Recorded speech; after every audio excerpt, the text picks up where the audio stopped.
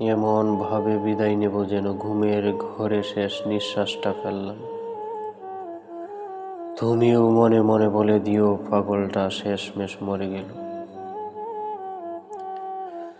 কিন্তু তার ভালোবাসাটা আজও কোথাও যেন বেঁচে আছে অপূর্ব স্রোতে ভেজা স্মৃতির মতো।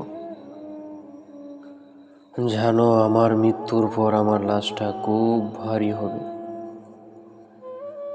কারণ দুঃখ কষ্ট মানুষের যন্ত্রণা সব আমি আমার সাথে করে নিয়ে যাব, যাতে করে আমার নিঘুম রাত, আমার কষ্টের জীবনযাপনগুলো তোমার সামনে না আসে।